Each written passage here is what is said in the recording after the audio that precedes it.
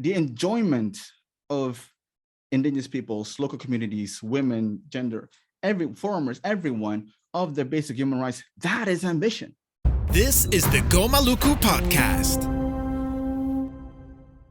Thank you so much, Kiara, for giving me the floor, and also in general, Shell, for organizing this webinar. It's always been, from the International Indigenous Peoples Forum on Climate Change point of view, always been a pleasure working with CIEL on many issues, and I've had the personal pleasure of working with Seb, and on Article 6, obviously with Erica, which I'm sure that we'll hear her talking in a little bit about. And the current state of play of Article 6 at COP26. Article 6 at COP26, it's almost rhymes, eh? What I would like to reflect a little bit upon is actually what Natalia has been talking about. And Natalia made my life a lot easier, actually, by outlining actually what the impacts of carbon markets on several projects. She talked about the biogas project in Honduras and in Chile and Barra Blanco at her last example in Panama. And that is what I would say, like, only the tip of the iceberg when it comes to the negative impacts of carbon markets on Indigenous peoples under the Clean Development Mechanism of the Kyoto Protocol, as well as the REDD+. Net, and I'm sorry to say that, but the net zero, or the net total of experiences of these projects has been overall has been negative from Indigenous people's point of view. There's been an exacerbation of human rights violations, and on so many levels, not only on the administrative measures when it comes to the enjoyment of Indigenous people's rights, when it comes to free pardon from consent, for example, but also free pardon from consent when it comes to the use and the management of and access of lands of Indigenous people. So you have human rights violations happening all across the board when it comes to Indigenous peoples. Having said that, I'm preaching to the choir here. There is a lot of you that have been civil society organizations, Indigenous peoples that are watching, that are listening, that have seen or have read up on these issues.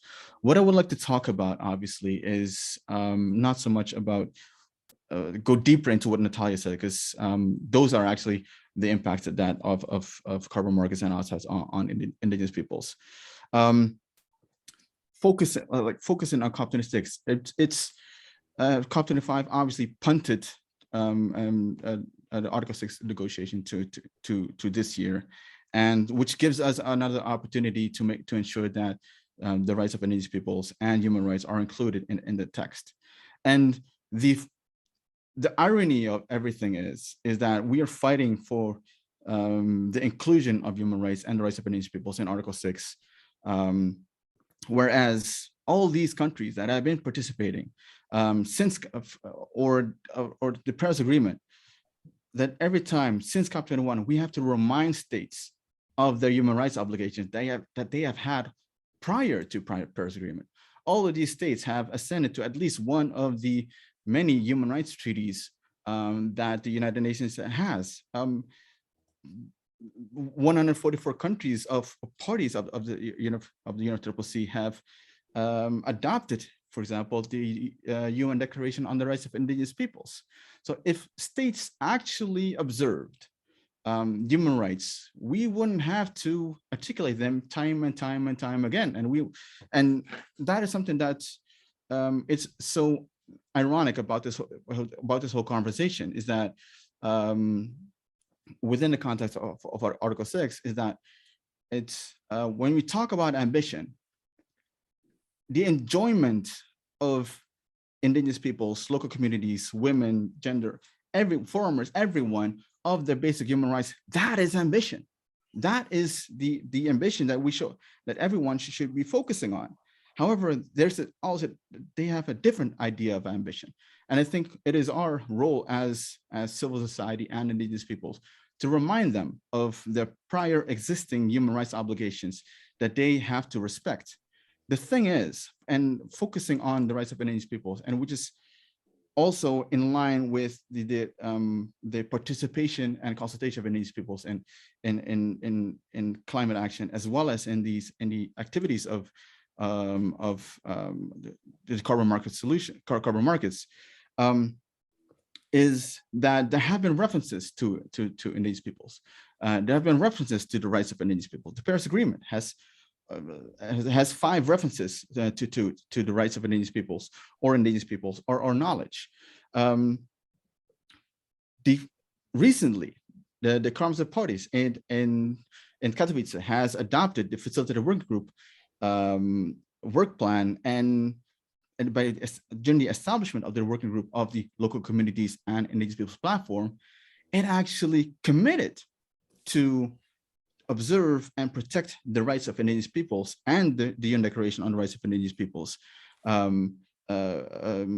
which includes the recognition and protection of our indigenous sovereignty, our lands, territories, resources, and self-determination, and to secure our land tenure. All very important aspects of our enjoyment of our livelihoods for survival. The thing is, and this is a stat that's been mentioned for many years, I think, and it will be mentioned at COP26 at length, that 80% of the world's remaining biodiversity is on our territories. So you could argue that we have done something right when it comes to these climate resilient solutions, climate mitigation. We have the knowledge, and we have the knowledge, the practices, and our observations that we would like to offer in these conversations when it comes to climate mitigation, when it comes to the decisions that are being made at COP. Make no mistake, Indigenous peoples are doing what we need to do at COP, but we're also doing what we need to do at the local level. We are exercising our rights, exercising our right to self-determination. But what you do see is the problem, and I think that's one of the pillars of CIEL in terms of recommendations for inclusion into Article 6, is obviously this human rights safeguards that needs to be ensured throughout the application of Article 6. So not just 6.2 on accounting on ITMOs, or 6.4 on a sustainable development mechanism, or 6.8 on non-market approaches. It needs to be included across the board, the respect for the human rights and the rights of Indigenous peoples. When it comes to the activities, the design of activities, what you see and what's the lesson learned from the REP Plus and the CDM projects that have actually ignited a lot of human rights violations, is that the full, effective, direct, and meaningful participation of Indigenous peoples need to be respected in the activity design when these projects are being initiated. At the very first step, not at the very last step in terms of window dressing or have the idea of consent or manufacturing consent. No, you have to be at the very front, and that is something that we are also supporting in terms of the what we like to see reflected in the text of Article 6, is that when it comes to the full, effective, right to meaningful participation, which I think it translates, CIEL translated as meaningful stakeholder consultation and effective participation. What do we have seen? Lesson learned as well. CDM, RED Plus, the carbon market and the effects of it, is that there needs to be some kind of a grievance mechanism. There needs to be some as the 6.4 is a sustainable development mechanism, has a little bit of a top-down approach. Some kind of grievance mechanism needs to be included to ensure that there is a fallback, there is a mechanism in place that civil society, local communities, Indigenous peoples can go towards, and to say like, hey guys, you're doing something that's affecting our collective human rights or individual human rights. That those are the three pillars that, from an Indigenous people's point of view, we are so much supporting, because they obviously ensure that there's a minimum standard. There's a minimum standard of enjoyment of rights that we can all rely upon. There's a assurance that indigenous peoples, focus on indigenous peoples, obviously, are consulted, or consent is being sought when it comes to projects that are being developed on that have an effect on the lives of indigenous peoples. And these are not just things that we took out of the air. These are actually, and this is what I would like to conclude with, is these are actually rights that have already been articulated in various human rights mechanisms, instruments.